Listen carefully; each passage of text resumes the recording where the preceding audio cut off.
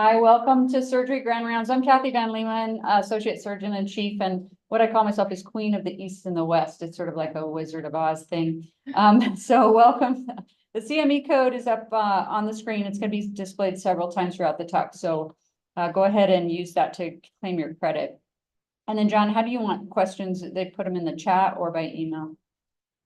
Chat or the Q&A. Okay, chat or Q&A for questions. So we're delighted that Dr. Jay Hopman accepted our invitation to share his passion with you. Dr. Hopman has recently joined us here at Phoenix Children's as the role of Division Chief of Pediatric Neurosurgical Surgery. He's also the Associate Director of the Barrow Neurologic Institute at Phoenix Children's. So he was born in New York. He studied psychology and biology double major. He went to Rutgers for medical school, and he was a member of AOA and all the things you need to do to become a neurosurgeon. He then did his training at UCLA. I went to USCJ. We should probably talk about that at some point. Yeah. And he took time out to obtain a PhD in neuroscience. He did his pediatric neurosurgery fellowship in Pittsburgh at Children's Hospital of Pittsburgh. So prior to joining us, Jay wore a lot of hats at the University of Washington and Seattle Children's. He was director of pediatric epilepsy program and the hydrocephalus program. He was involved in multiple complex care programs, has numerous publications. He was involved in many grant-funded studies, which he's continuing here as principal investigator. And he's devoted his time to training fellows and mentoring students. So he's really sort of a triple threat. He's a recipient of many scholarships and awards. He was named top doc in Seattle, and I'm sure he'll be named top doc here as well. So far at Phoenix Children's, Jay's been a delight. He's very friendly. He's very eager to collaborate. He's been noticed by his colleagues for sure. He brought his family with him, obviously, to Phoenix, his wife, Susan, of 16 years, and his 3 kids, Cooper, Avery, and Marley. Hopefully they're enjoying the summer. A little hot. It's a little hot. You got to swim every day. He describes himself as an avid outdoorsman. So I'm sure he will include his future research plans with us today. We're lucky he came to Phoenix to join this very talented group of neurosurgeons that are already here. And so please give a warm Phoenix welcome to Dr. Hopman. All right, before we get started, I'm going to ask the trainees, I'm so sorry, can you stand up and stretch for me? Everyone up? Come on, everyone up. Everyone up. And I know, just a quick stretch, guys. And before you sit down, you're going to come up to the front. I got you up, didn't I? Come on, come on. Don't be shy. I brushed my teeth this morning. No, just to the front rows. I want you guys to sit up here. You can come to the front too if you want to hang out with me. All right. We're going to do this crazy thing where, like, I don't just talk at you, but you respond when I talk at you. Come on, everybody. Come on. Come on to the front. Look, we got all these seats here. Come on, come on. The faculty can stay in the back. They have an excuse.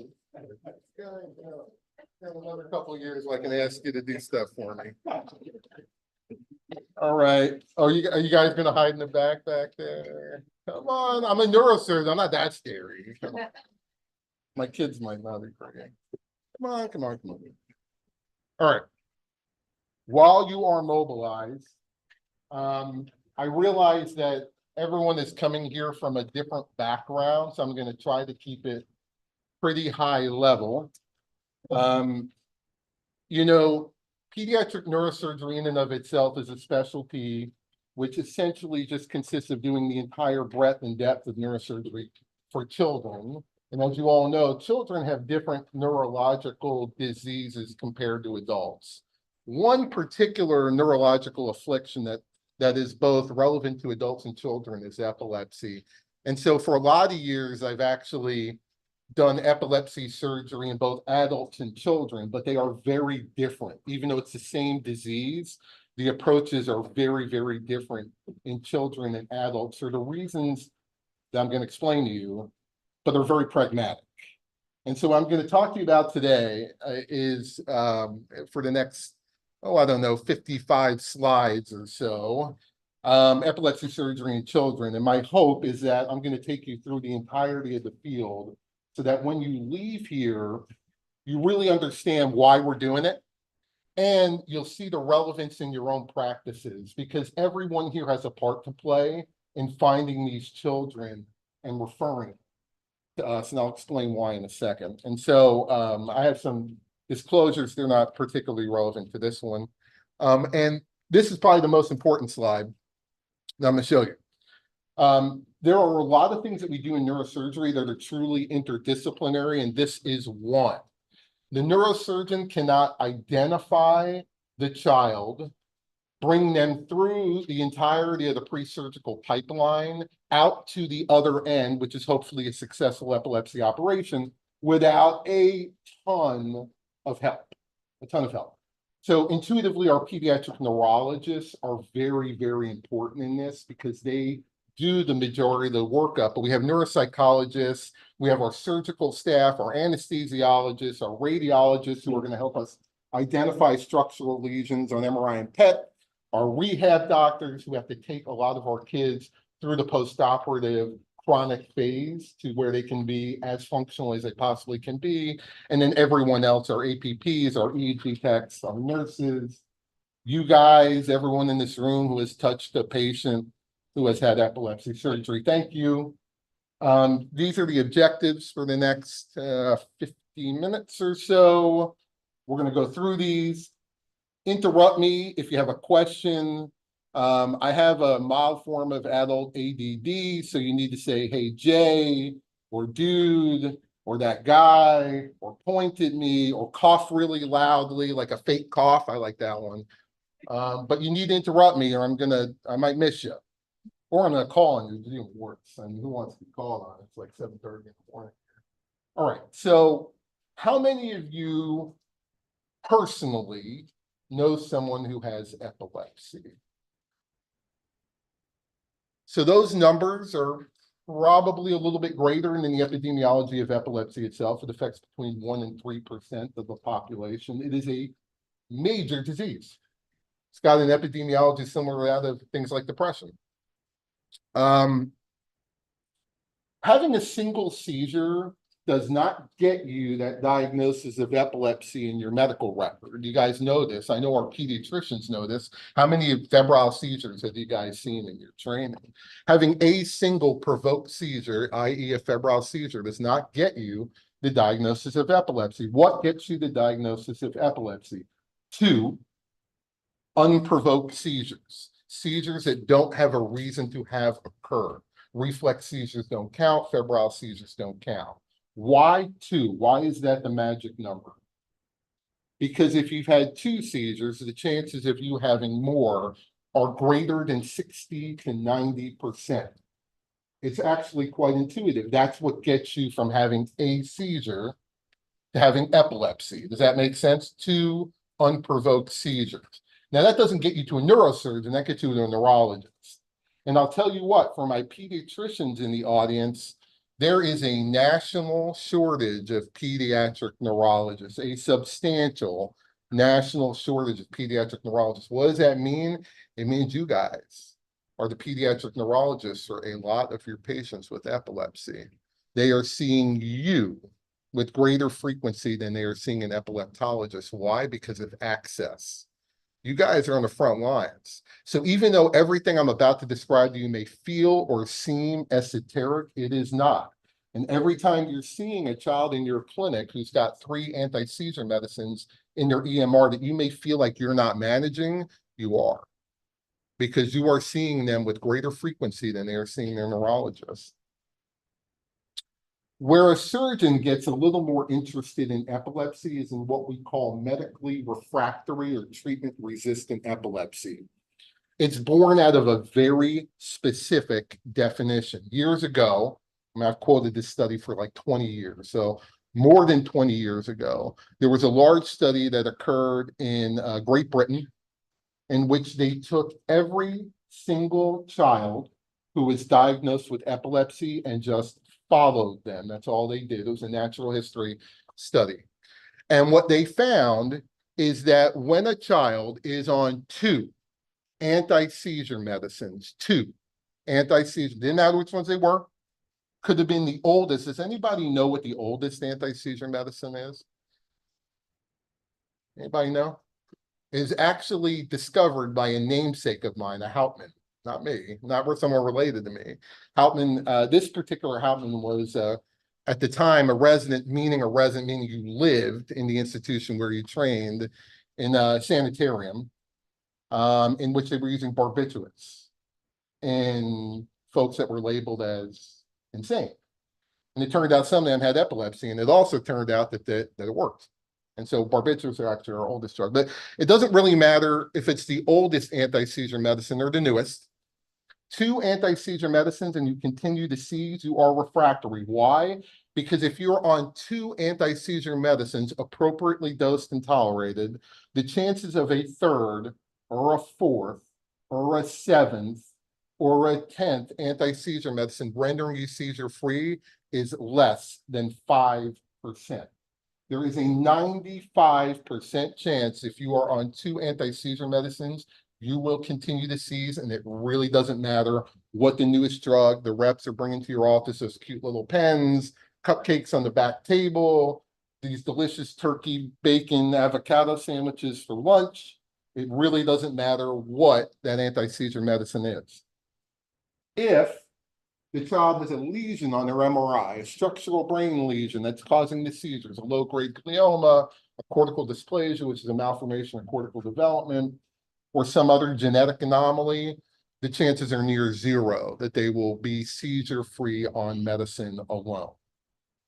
Where epilepsy surgeons get particularly excited about things is that we believe, and I hope I can show this to you in the next few slides, if we continue to just throw meds at these children, the results are unacceptable because those years of seizures are affecting the developing brain in a way that we cannot reverse. And they're also providing a substantial risk of morbidity and mortality that is physical, as in addition to cognitive. We know that when children have lesions on their MRI, like that one right there, that's a hippocampal lesion on the right side, that the likelihood of their being seizure-free is much lower than if they didn't have a brain MRI. That's a percent seizure-free than Kaplan-Meier.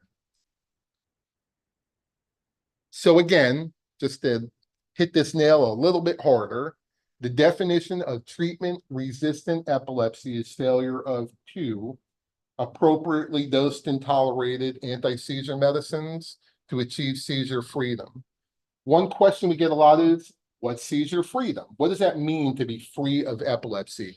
It means not to have a seizure at least 3 times longer than your longest interseizure interval. That matters because we have some kids who seize once a year.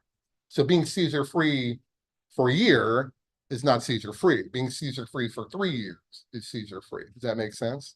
So not every child seizes every day. 1 year minimum is what we consider to be the minimum number of days necessary to achieve seizure freedom.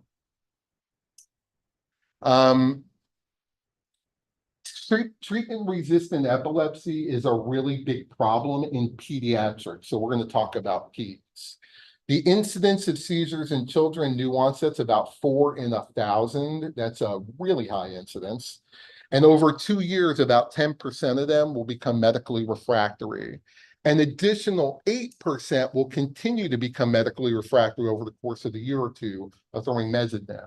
For a total of somewhere between 20 and 30% of children will become medically refractory over their childhood with epilepsy. That's a huge number. We're not seeing a third of those children in epilepsy surgery. So why a surgeon? Why do we choose brain surgery? Epilepsy for the longest time was thought to be a medical disease. It's like, why would the surgeons be interested in this? This is something we treat with medicine. And the hope is in the next few slides, I can show you why it matters and why it works. It turns out, and some of these are going to sound very intuitive. In children who have uncontrolled unilateral temporal lobe epilepsy, over 60% will have an IQ less than 80.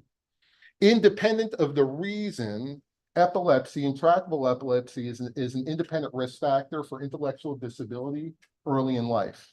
So if you have intractable epilepsy in the first 2 years of life, the likelihood of you having long-term intellectual disability is very high. We know that if seizures are not adequately controlled, There will be impairments in a wide spectrum of neurocognitive dysfunction, language, social skills, communication. Have any of you seen a child with what we call epileptic encephalopathy, a child who's had seizures their whole life, inadequately controlled? It looks a little bit like autism. They have that sort of cross-domain dysfunction, communication skills, social skills, and then they have the added deficit of a cognitive deficit. We also know that poor seizure control results in poor psychosocial outcomes, lower rates of high school completion, employment, marriage, starting school, finishing school, having a job, holding a job. It has massive, massive societal, long-term economic consequences. And the truth is, for the years that I took, so while I was at the UW, I was an epilepsy surgeon at the Children's Hospital. I was also an epilepsy surgeon at Harborview Medical Center. And Harborview, for those of you who are familiar with the Pacific Northwest, that is a very special place. And that is a state hospital for the entire Pacific Northwest. And so I would have folks coming in from Alaska and Idaho, and Wyoming and Montana who were seeking epilepsy surgery as adults. And universally, when I would take care of a 30-year-old or a 40-year-old that had the epilepsy since they were a child, their greatest regret was not having it taken care of sooner. And their goals completely shifted. In children, our goal is to prevent all of this. In an adult, that ship has sailed. And so they come looking to get a driver's license, looking to get off disability, looking to get back to work, or looking to reduce this one thing we're going to talk about in a second called SUDEP risk. We know that early surgical intervention for intractable epilepsy results in less cognitive and intellectual disability. We know that. We know that we can stabilize neurodevelopmental indices, but perhaps the most compelling reason to do an epilepsy operation is to prevent children from dying of their epilepsy. I'm just gonna let that sink in for a second, because we don't really think of epilepsy, I think, in the sort of colloquial sense as a lethal disease. I am telling you, it is a lethal disease. And most of these children are not dying in the hospital. They are dying at home. Sudden unexplained death secondary to epilepsy, we abbreviate that as SUDEP, has a risk of 0.5 to 1% per year, and that is cumulative. If a child begins to have intractable epilepsy as an infant under the age of 1, by the time they are 10 years old, they carry a 10% risk of mortality. By the time they're ready to go to college, they carry a 20% risk of mortality. Tell me a childhood disease that is common, as common as epilepsy, outside of the cancers and blood disorders, that carries a mortality risk of 20% in 20 years. And I think this is perhaps the easiest case to be made for epilepsy surgery, because that SUDEP risk goes to 0 if they are seizure-free. You can change a teenager's trajectory from a 12 to 15% mortality risk over the course of the year to 0. And I think that is compelling. And when I'm having conversations with families in the office about whether or not to have their child have an epilepsy operation, that is the easiest calculation to make. I will also tell you that there is no surgical risk that approaches anywhere near the SUDEP risk. At most, 1%, 2% risk of the really scary stuff from brain surgery. Within a year or two, that SUDEP risk just blasts that right by. And I used to take care of a lot of folk up in Washington State whose parents worked for Google and Facebook and Amazon, engineers, computer scientists. And when I was making the case for an epilepsy operation, they found that to be the easiest calculus, SUDEP risk. So again, if you leave today recognizing that medically intractable epilepsy, and you guys are probably taking care of a lot of children, everyone here, from my pediatricians to my general surgeons, how many kids are you seeing come through the OR that have anti-seizure medicines on their roster. That may not be the issue you're taking care of, but you actually are, because you're taking care of a child that has a much higher mortality risk than all the other children that you're taking care of. We know that if you do medical therapy alone versus epilepsy surgery, children do not live as long. This is my buddy Sandy Lamb. She published this pretty recently. This red line here is a Kaplan-Meier survival curve for children who have epilepsy on medical therapy alone. This is a Kaplan-Meier curve for children who get a palliative epilepsy operation. How many of you heard of VNS, vagus stimulation? That's this. This is a Kaplan-Meier survival curve for kids that get cranial epilepsy surgery. Look at that difference. It's a 25% reduction in survival with medical therapy alone versus having an epilepsy operation with an intensive care. Very compelling. We can do a lot better, though. This is a survey I've been showing for over a decade. This was a survey for epilepsy surgery centers. And what you see here on the left, these are children that were referred for epilepsy surgery. This is how old they were when they started seizing. 46% started seizing in the first year of life. An additional 14% in the second, and it kind of tapers off. This is the age they were when they were referred for epilepsy surgery. They should look the same, but they look opposite. Why? Because it's taking us 10 to 14 years to identify these children who started seizing in the first year of life as being candidates for epilepsy surgery. And so the vast majority of them are presenting at 17, 18 years old. So there's a lot of room to improve here. And again, I will make the case that everyone in this room are going to be the people who are going to help us fix this. Because you guys are seeing these patients more than their epileptologists, and surely more than me. I'm not seeing them at all. And so again, I'm going to sound like a broken record, but if you have a child who is still seizing on 2 anti-seizure medicines, they need to see somebody, because we can do better. I'm going to say that a couple times today. Hopefully you leave with that. We'll do a little fun review of the pathophysiology of epilepsy. We see a lot of different things in epilepsy surgery. By far and away, the most common thing, and this is what I have spent my entire career studying, is cortical dysplasia. Cortical dysplasia is not a tumor. It is a congenital malformation of cortical development, hence a dysplasia.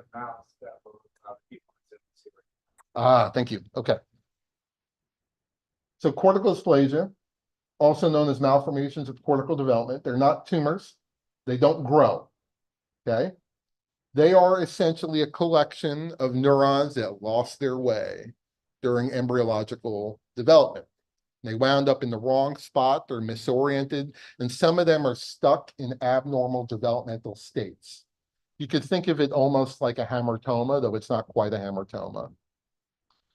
This, by far and away, is the most common etiology that we see in epilepsy surgery in children, and also has both the best and the most mixed results from epilepsy surgery. I'll get into that in a second. About half of children with cortical dysplasia will have something on their MRI, but sometimes it is ultrastructurally so inconspicuous that an MRI will be negative, and only histologically will they be positive. PET scans are something we use a lot of in this group, and PET scans can actually be very helpful in up to 90% of cases. Does anybody know what we look for in a PET scan in epilepsy? I'm just curious. Do you expect, I'm going to ask it a different way. Do you expect a child who you bring in through the epilepsy surgery pipeline, they're not seizing right now, you do a PET scan. Do you expect an area causing epilepsy to be hot or to be cold? Let's take a vote. So they're not seizing, they're just kind of hanging out, getting their test. How many of you think an epilepsy hotspot is going to be hot on PET? How many of you think it's going to be cold on PET? How many of you need more coffee? Okay. The vast majority of you are right. It's going to be cold on PET. It's going to be interictally hypometabolic, and it's very helpful. Focal cortical dysplasia is very common in the frontal and temporal lobes, though I'm going to show you cases where it involves the entire hemisphere. Sometimes we've got to remove the entire hemisphere. We have a classification for focal cortical dysplasia. It turns out they're not really they're histologically graded in terms of severity, but ironically, the surgical outcomes for the more severe type are better than they are for the less severe type, type 1. And those have to do with really how conspicuous the histology is. If you look at an MRI of a child with focal cortical dysplasia type 2, you can see the lesion. It's going to look different. For type 1, sometimes it's so subtle you won't even see anything on the MRI, and they're actually the most challenging to treat because typically their lesions are way more widespread than what the MRI will suggest. We see a lot of low-grade glial tumors in children with intractable epilepsy, gangliogliomas, DNETs. They can be associated with cortical dysplasia. This is an example of a DNET here, a low-grade glioma here in the occipital lobe. And they do really well with surgery. Over 80% of the time, you can cure their epilepsy by just removing the tumor. Other things that we see, perinatal infarcts, infections. Interestingly, mesial temporal lobe sclerosis, which is a scarring of the hippocampus, is the most common reason why an adult gets epilepsy surgery and one of the least common reasons why a child gets epilepsy surgery. So we see it, but not that frequently. Then we start seeing the more uncommon, but I've seen a lot of these over the years because I see a lot of things that are uncommon, genetic causes of intractable epilepsy. I've taken care of probably a half dozen or more Sturge-Weber kids. How many of you have seen Sturge-Weber? It's a pretty remarkably, phenotypically typical disease. They have a port wine stain that's in the V1 distribution, the trigeminal nerve. A lot of them have intractable epilepsy, and it ultimately results terribly in hemiparesis because they'll get essentially a very large angioma. It's almost like a small arteriovenous malformation. It's a PL angioma over the entire hemisphere. And over time, that causes dystrophic calcification of the sensory motor region that leads to contralateral hemiparesis.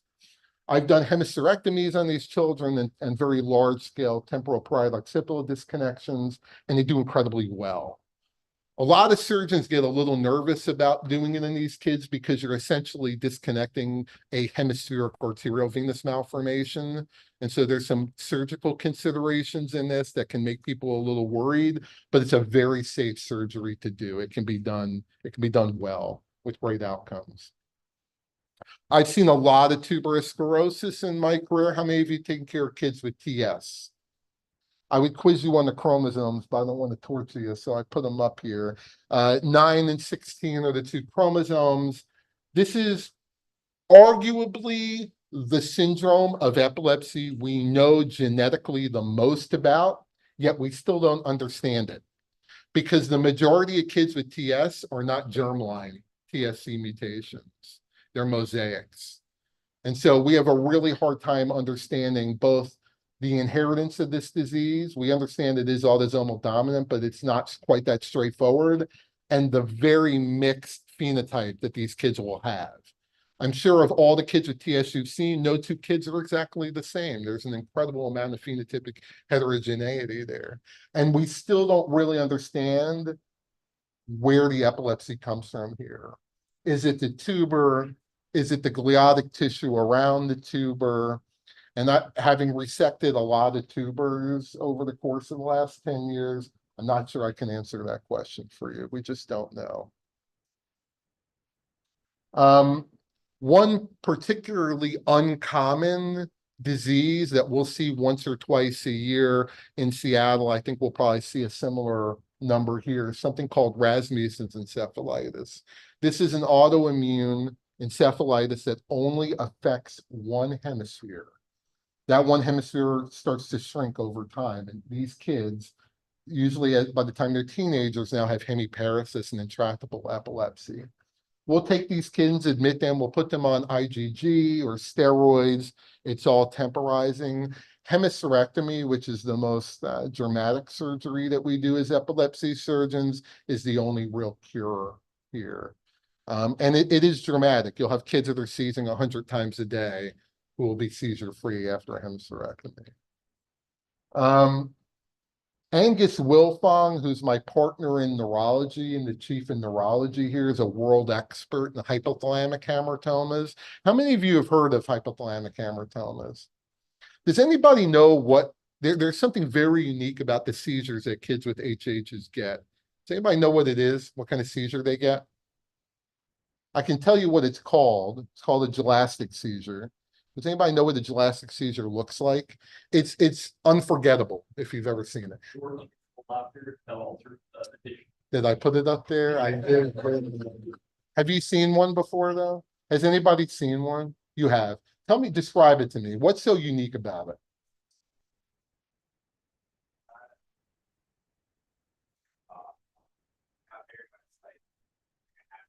It's zero happy. It's mirthless. My first year in practice, this is before I was at the UW, I was in LA at the time. I had a teenager who had undiagnosed hypothalamic hamartoma and gelastic epilepsy. He was a brilliant young man, and he was a football player.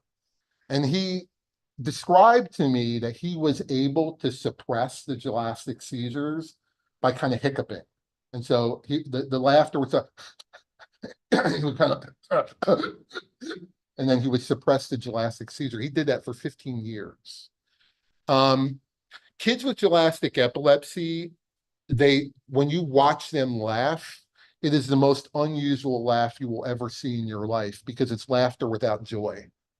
Most kids with hypothalamic hamartomas hate it, and they hate the feeling. And it's your body is making you do something that has a very significant social consequence. Laughter means joy, but they don't feel good while they're doing it. They don't have that euphoria. And so it tortures them. Kids with hypothalamic hamartomas can also have hypothalamic dysfunction. Some of them can get very, very angry. We call those rage attacks. And that's actually the biggest problem that parents have with kids with hypothalamic hamartomas. And then some of them can have things like precocious puberty.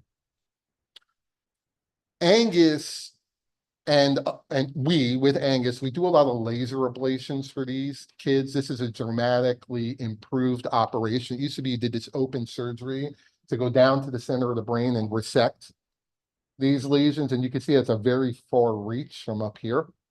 Now we stick laser probes in them using a robot, heat them up in MRI, and have amazing outcomes.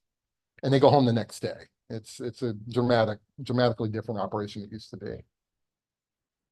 One of the other things that I've spent a lot of time thinking about and treating is something called hemimegalencephaly.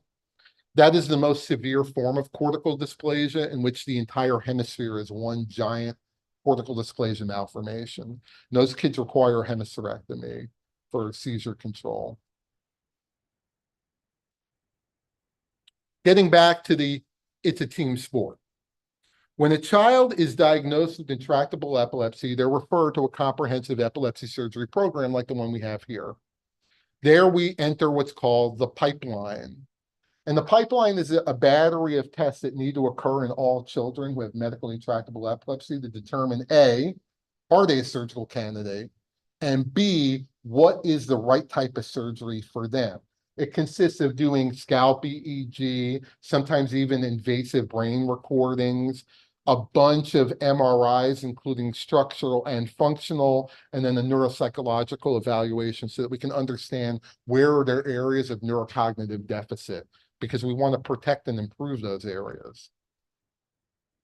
Video EEG, you guys have all seen it. We admit these kids for up to a week. It's torture for the parents because they need to take a week off of work and they need to sit by their child's bedside and keep them occupied while they're in the hospital for a week. And we try to capture as many seizures as we can non-invasively. Like I said, we do a neuropsych evaluation and we assess a variety of domains because, as you could imagine, if a child has frontal lobe dysfunction, that can clue us into the frontal lobe potentially being the area of concern for their epilepsy. We do a lot of high resolution MRI, and this is just highlighting some of the various pathologies that we see. Though I will tell you, over half of the kids that we see have completely stone cold normal MRIs. So that's not always going to tell us where do we do the operation.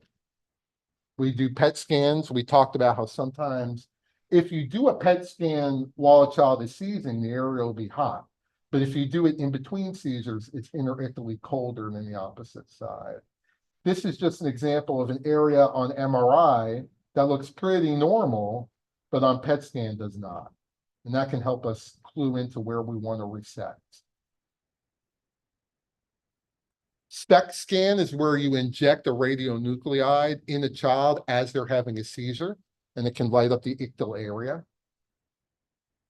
And then there are a variety of surgical approaches, which we'll get into in a second. When I'm describing the surgical workup for epilepsy, I describe it as this movie, My Cousin Vinny. How many of you, I'm older than you guys, but how many of you have seen My Cousin Vinny starring Joe Pesci? Please tell me at least half of you.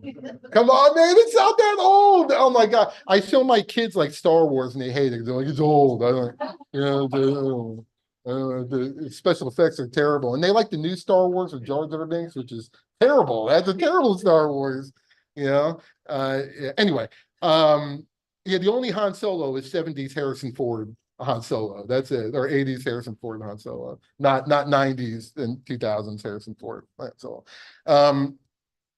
Finding the area where the seizures are coming from is no different than Joe Pesci defending his cousin in My Cousin Vinny. Now, you may recall from that movie, Ralph Macchio, the Karate Kid, and his buddy were driving through the Deep South. They were in the wrong place at the wrong time. They exited the convenience store right as someone came in to rob and shoot the convenience store clerk. And then they were arrested and tried for it.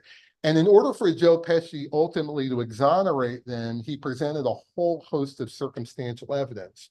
They didn't have like a video camera of the person committing the crime. There were no DNA fingerprints. So they used a lot of circumstantial evidence. And one of the classic parts is when Marissa Tomei, Joe Pesci's girlfriend, is talking about tire tracks in the mud, and then there's boot prints, and there's an eyewitness through a dirty screen with eyeglasses, and that's actually how you figure out where epilepsy is coming from. There is no one test that you can do that says it's coming from right here. That test does not exist. So you end up using MRIs and PET scans and DTI and SPECT scans and video EEG and invasive neuromonitoring to try to localize where the seizures are coming from. Because the closer we can get, the more likely we can offer a brain removal or resection and then attempt at cure. Why do we want to cure these kids? Because the SUDEP risk is 1% per year. That's right, 1% per year. It's worth it. These are all the surgeries that we do. Stereoelectroencephalography, which is something I started doing over like the last 7 or 8 years. That's when it started to become popular again. We use this robot. It's robot-assisted surgery. It's a robotic arm that allows us in 3-dimensional space to place an electrode within sub-millimetric accuracy, okay, to brain regions of interest. It's super cute. You don't shave the hair. These kids have minimal postoperative recovery. And when you're done, you just pull these out and they go home. They can go home that day. This is the old way of doing it, but I say old way and that I just did this last week. Subdural grid electrodes are where you do it. I'm sorry for the graphic photos. It's 8/11. It's fine. You guys have been awake for like over. Come on. This is where you place celastic coated electrodes on the brain surface and you leave them there. So you open up, you place them on the surface, you leave them there, and then you bring them to the epilepsy monitoring unit and record their seizures while the wires are coming out of their scalp. Sometimes we'll remove the temporal lobe. This is an example of a temporal lobectomy. This is actually the best studied epilepsy surgery. This resulted in a very landmark publication in New England Journal of Medicine now over a decade ago, showing that surgical therapy is far superior to medical therapy when it came to temporal lobectomy. This is an adult paper. Sometimes we'll remove things outside the temporal lobe. This is actually a cavernous malformation. Does anybody, I'm going to give you a hint. This is the left frontal lobe. Does anybody know what eloquent region is right here? Left frontal? What eloquent brain region is in the left frontal lobe? I heard it. Yeah, Broca's area. Broca's area. Broca's area, if disrupted, will cause an expressive aphasia. It is absolutely debilitating. It means you cannot produce words. You want to, you understand speech, but you can't actually produce the word. They'll either come out with something that sounds very disarticulated or nothing at all. And so this was a cavernous malformation we took out of the left frontal lobe that required an awake surgery with mapping. Awake surgery is probably the most Hollywood of things that we do in neurosurgery. It's also probably one of the least common things that we do. For a long time, people weren't doing it in children. We do it in children now. This was a case that got some popularity from a few years ago of a girl who had a tumor in her auditory cortex, what we call Heschel's gyrus, and she was an aspiring Broadway performer. And so we removed the tumor with her awake and singing. And Seattle Children's elected to videotape this surgery. And it, what do the kids say nowadays? It went viral, something like 10 million views in like 5 days.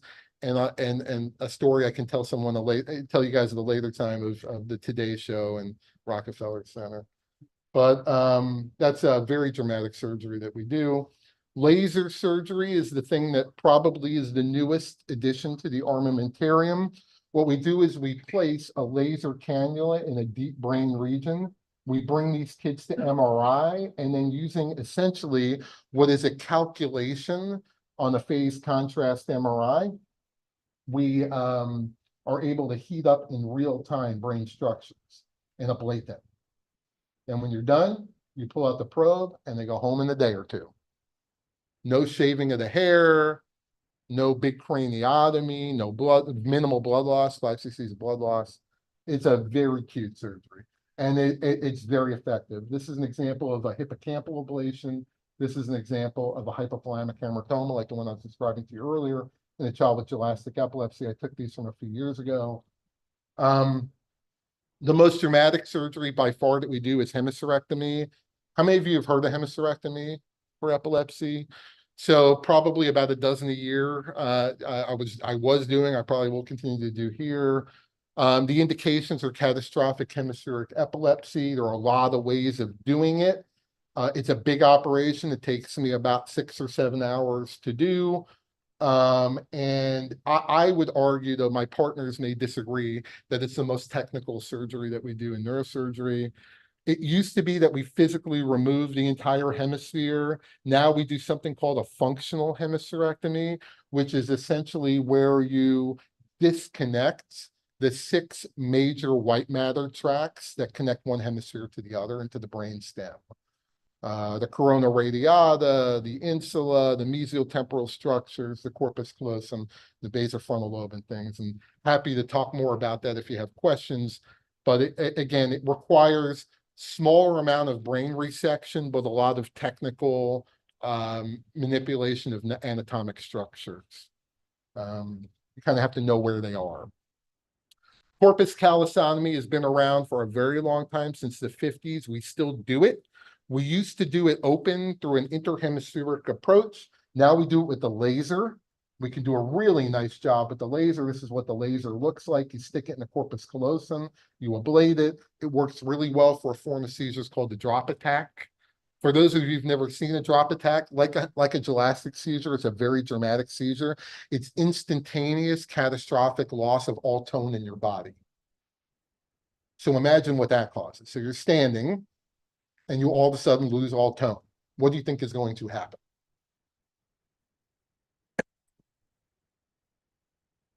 And so a lot of these kids with atonic epilepsy, you guys see in the trauma service in the back row, because they come in with craniofacial injuries, they're losing teeth, they're having large scalp lacerations, and about once every other year, we'll get a kid with a big subdural. So it's a terrible disease. Calisotomy can cure a lot of kids with atonic seizures. It has a 70+% success rate. And a lot of those kids already have superimposed encephalopathy or Lennox-Gastaut. The newest technique in non-ablative epilepsy surgery is what we call neuromodulation, something I've been thinking a lot about over the last, I'd say, 3 or 4 years. VNS is the oldest of them all. This has been around for 20 years. This is a non-brain surgery. An incision on the neck. We wrap a coil around the vagus nerve, largest nerve that exits the brain, goes to the majority of the body. Intermittent stimulation of the vagus nerve can reduce seizures by about 50%. This is what it looks like. It's an outpatient surgery. Takes about an hour and a half to do this. Home the same day. It's a beautiful surgery where it's one of the few excuses that we have anymore for cutting down on the carotid and finding the vagus nerve and wrapping this coil lead around it. And kids do great after this surgery. It's like I said, it's an outpatient surgery. How many of you heard of deep brain stimulation, what we call the brain pacemaker? Deep brain stimulation has been around for 20+ years for Parkinsonism. We've repurposed it in the last decade for epilepsy, and I'd say in the last 4 or 5 years in children. It is still off-label. I'm doing it a lot, but it's off-label. And what we're doing for deep brain stimulation is we're sticking it in an area called the thalamus. There are a bunch of thalamic nuclei that have been or are being studied ongoing. The one in adults is the anterior nucleus of the thalamus, and that was studied in 2011 with a large clinical trial. In children, we're actually using the centromedian thalamus and the pulvinar thalamus. And those seem to be very effective for reducing seizure burden in kids, 50 to 60+% reduction in all seizure types. Responsive neurostimulation, I'm actually about to do this in about a half an hour. This is a newer technology. It's been around since about 2015 in adults. I think 2014, someone was when I did my first one. And we are now using this in children. Again, it is off-label in children, but we are doing it. It's cool. It's called closed loop neurostimulation. So this actually is an implanted generator that has a computer inside of it. That computer is reading electrical signals from 2 implanted wires. So it's reading electrocorticography, and it will stimulate in response to a seizure. So we can program it to recognize what a seizure looks like electrocortigraphically, and then we can stimulate. I know it sounds funny using electricity on electricity, but it will reduce seizures by about 60+%, all the way up to 80 to 90% long-term 7 to 8 years later. And this is what it looks like. This is the device. We actually put the device inside the skull. This is just a table showing you that everything I just described seems to work pretty well. And I want you to focus on this right here. Even if we can't cure the epilepsy, so brain removals, brain resection, those are swinging for the fences. Goal 0 seizures. Neuromodulation will not cure. It will reduce, but it will also reduce the SUDEP risk. And so it's worth it because the SUDEP risk is 1% per year, cumulative. So everything is about reducing the SUDEP risk. It also just so happens to improve quality of life, feelings of self-worth, school completion rates, all, job attainment, performance, all those things. These surgeries work. If we're doing a brain resection, we can get up to 65 to 80% of kids seizure-free. These are kids seizing 100 times a day. We can get them seizure-free. Some are seizing once a month. We can get them seizure-free. And up to 50%, we can get off their meds entirely. We know that the more widespread the seizure is, the lower the rates of seizure remission. And we know that when the MRI is negative, it's a lot harder to get these kids seizure-free. The risk of any surgery that we offer is less than 2%. That is 2 years of SUDEP risk. There is no, even the biggest surgery I do, even a hemisterectomy, has a less than 2% risk of unintended neurological morbidity or mortality. In general, the risks of any surgery we do for epilepsy are far less than the natural history of the disease itself. We know that following surgery, these kids accelerate developmentally. And that's the key. That's the difference between children and adults. Adults are fully neurologically developed, most of them. Me, arguably, maybe not, but most are. And children are a work in progress. And if we can halt the seizures, we can make their brains function better.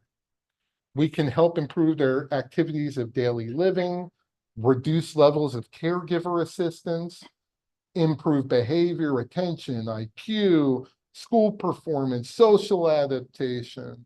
All these have been rigorously studied. One of the coolest studies is they took kids who had temporal lobe epilepsy, did a surgery and compared them to age-matched cohorts. And within 3 years, their quality of life indices of the surgical cohort normalized to children who didn't have epilepsy, children who never had surgery. That's a really compelling piece of data. They have greater feelings of self-worth, greater feelings of social competence. It also allows other members of the family to get back to work and school. And that's a big deal for our families who are taking care of children with epilepsy. I'm going to take a quick pause. Everyone take a deep breath. I just threw a lot of stuff at you. Namaste. Okay. I want to talk about something completely different for the next 5 minutes. One of my research interests and one of the things I've been working on for about 8 years. My PhD was spent studying tuberous sclerosis. And there's an enzyme in this genetic pathway that tuberous sclerosis affects called mTOR. Has anybody heard of mTOR, mammalian targeted rapamycin? Yeah, it's a pretty famous enzyme nowadays. Say more than a decade, I think it was like 15 years ago. It wasn't quite as famous. It's in a lot of disease states, but it just so happens that when we were resecting tissue from children with intractable epilepsy, we were finding a lot of mutations in this pathway. When I came to Seattle, I was sitting in the office with my chairman, Rich Ellenbogen, who those of you who come to the Art Kaplan lecture, we've invited him to come and speak. He's an incredible human. I hope you get a chance to meet him. And then my other partner and mentor, Jeff Ogeman, who's now the chief medical officer at Seattle Children's. I was sitting in their office and they were like, all right, Jay, what are you going to do with your life? What are you going to do with your career? I'm like, oh, I want to be an epilepsy surgeon. They're like, oh, that's great. But like, what do you want to do academically?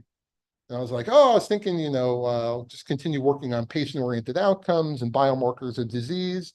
And they were like, dude, we read your PhD thesis, and they didn't read it. No one reads the PhD thesis. I knew they read the abstract, maybe.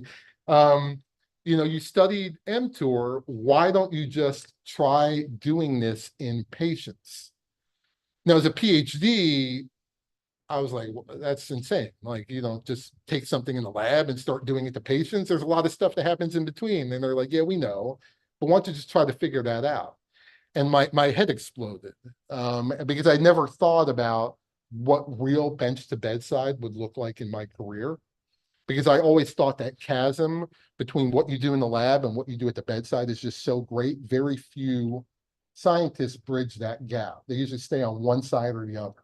They do real translational, or they do basic science, but very uncommonly bring something in the lab that they worked on in the lab and then try it on a patient. So they sent me to school. So I went back to the UW at night and I got a little degree in clinical trial design and implementation. And that was 8 years ago. And we started doing it. So this study, we called, you really try to come up with creative names for clinical trials and they never land. They just never hit that hard.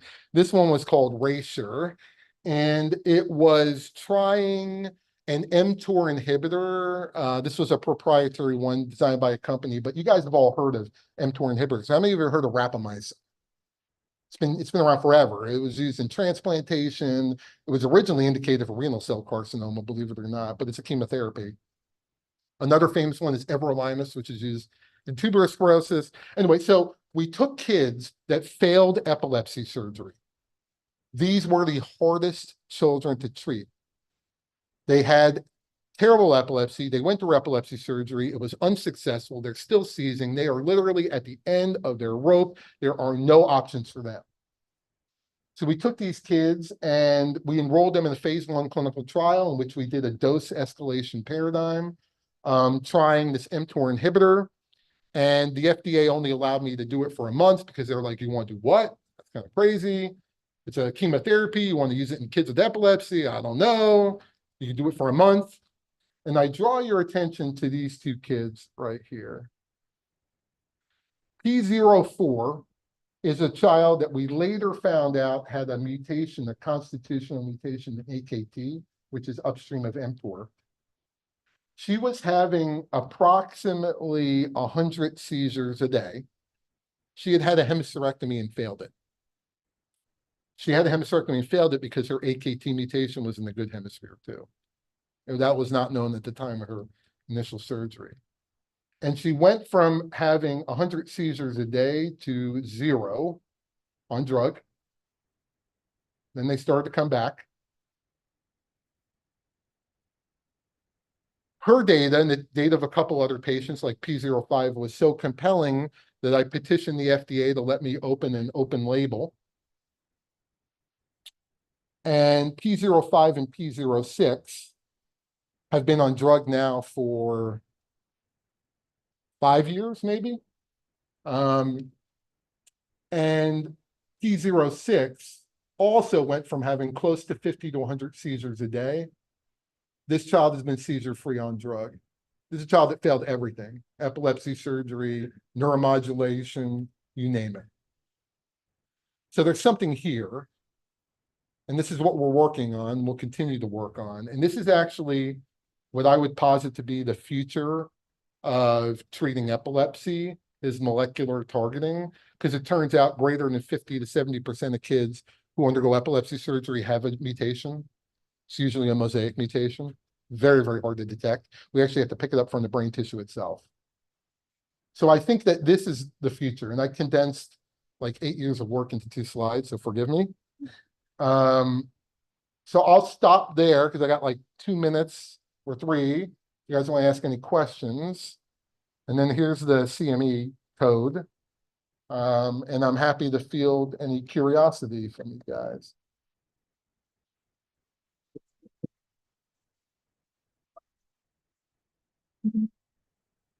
Did I stun you? Did I just blow you away? Yes.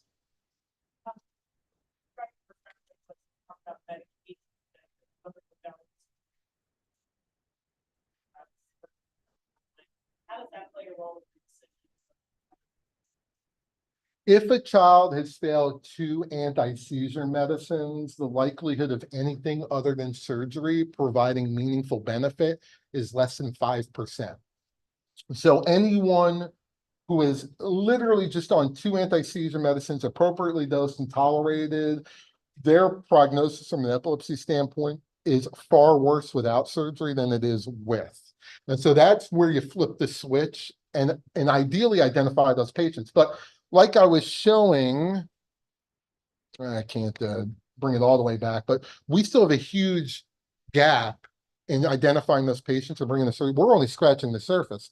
I think we're only seeing less than 10% of kids with refractory epilepsy who are coming to epilepsy surgery. Why? Because we have a nationwide shortage of neurologists, which is where our pediatricians are going to be so important here. We have access to care issues. I mean, here in Phoenix, like how many parents do we have who can take a day off of work to go see their neurologist, let alone to have their kid have an epilepsy evaluation, or even get a ride to the hospital? In the Pacific Northwest, we had a geographic barrier. I was taking care of kids from the Arctic Circle, from Barrow, Alaska, which is one of the furthest reaches of the United States, or Wyoming or what have you, in the mountains of Wyoming. And so there's a lot of barriers that we need to address. There's cultural barriers. There are communities where epilepsy is felt to be psychological or psychiatric. There are reluctance to even get a diagnosis. There's, I mean, there are parts of, as you guys all know, there are parts of our country where there's not reliable running water, let alone access to comprehensive epilepsy care.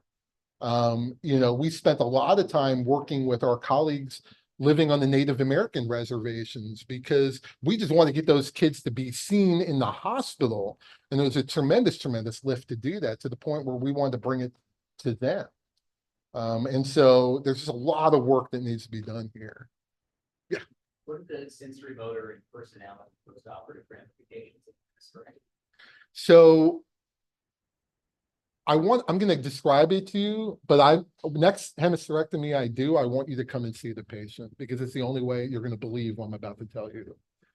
If you do a hemisterectomy on a young child under the age of 12, they will likely immediately postoperatively be hemiplegic, okay? Within a year, they will be able to throw a ball, catch a ball, and run down the hallway. What do you think that is? Is there gradual plasticity? That's right. Because of their age? That's right. Age-dependent neuroplasticity. A lot of studies have been done on this. I call it baby magic. That's what I call it. The younger you do it, the faster the recovery. I've done hemisterectomy on 30-day-olds. They will start moving their contralateral extremities within 2 weeks. Most older children will start returning function proximal to distal. Over the course of the first month, they'll be able to start moving their shoulder a little bit. And then the rest kind of comes over the course of about a year. It becomes asymptotic at about a year. The things that are hardest to come back are the fingers, the toes, and the ankles. So you'll see a lot of kids who wear AFOs, and they'll need Botox in their hand to prevent contracture. And that's the price of a hemisterectomy in an older child. But to blow your mind even more, you can do a hemisterectomy on the dominant hemisphere, and their language will return. Can't do it in a 16-year-old. That probably will not happen. So we wouldn't offer that. But in a 5-year-old in a language dominant hemisphere, their language will return. And if anything, the epilepsy is decimating their language anyway. So the natural history is quite poor. From a personality standpoint, it's so muddy, because the anti-seizure medicines, I say this all the time, it's like hitting a finishing nail with a 12-pound sledgehammer. Anti-seizure medicines don't discriminate between malfunctioning and normal functioning neurons. They're all channelopathic agents. They work on sodium channels, for instance. They don't discriminate between abnormal and normal sodium channels. So these ASMs, they have terrible side effects. And if you talk to parents with kids who are on multiple ASMs, what will they tell you? My kid is impulsive and moody and wants to sleep all the time and can't keep him out of the pantry, or I can't get him to eat, or his weight is fluctuating constantly, or he's angry all the time. And so these are all side effects of the meds. So 50% of children who undergo successful epilepsy surgery can be taken off their meds entirely. So I would posit to you that for the first time in that child's life, their parents can actually see their child's personality off meds. The other thing I say a lot of is that, the epilepsy is a cruel disease. Imagine your child, everything that is your child is a giant boulder, a boulder the size of this room, And epilepsy is a little pickaxe. It's like one of those little pickaxes. Like I remember, like in the Shawshank Redemption, Tim Robbins' character has a little pickaxe he's creating little chess pieces on. It's like that size of a pickaxe. And that pickaxe is hammering at that boulder every day. So you look at that boulder every day, you walk past that boulder on the way to and from work, and it looks the same size. You take a picture of it one day on your camera phone, and then 2 years later, you look at it again, and all of a sudden that boulder is the same size. It's no different than me. I look at myself in the mirror. I still think I'm in my 20s. I am not in my 20s. My right knee reminds me I am not in my 20s. But if I look in the mirror every day, I don't see myself aging. But then I look at old pictures of me on Facebook, and I'm like, what happened? I don't know. Last question. Ben? I thank you so much for that, it's really, interesting, because of the basic science. There, it seems difficult to develop molecules that target different kids, but you can develop antibodies. So what's the state of antibody therapy? That's a great question. So there is no state. I mean, the short answer is there is none. I think the current state of the science is really revolving around repurposing existing FDA labeled agents that are molecular targets. And I think I think you're right. So antibodies are going to be a piece of this. And I think multimodality therapy, which is probably what you're thinking about too, is the future. Because the other problem is nature is smarter than we are. 2.5 million years of human evolution has shown us that we just can't outsmart our own bodies.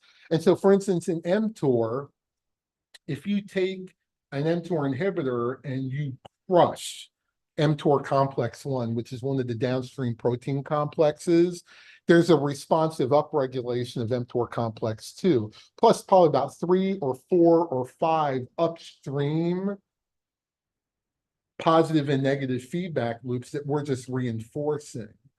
And so and it's the same reason I think that cancer chemotherapy, it suffers the same problem, which is how do we outsmart the 10 different redundant mechanisms that nature has developed over 2.5 million years that prevent us from doing this to ourselves, And so I think the future state is going to be multimodality therapy, and it may require multiple approaches, both from an immune perspective, an immune modulatory perspective, and multiple downstream enzymatic inhibitors. I see a future where we start with mTOR inhibitors, we add on an AKT inhibitor, we add on something that works on PTEN, we try something that's a MEK inhibitor, we start crushing these pathways from multiple angles. It's why we haven't found like some of these diseases that we think we understand genetically, TS should be curable. Why is it that giving everolimus in kids with TS only results in a 60% reduction in their epilepsy and only results in stabilization of the subependymal giant cell astrocytomas?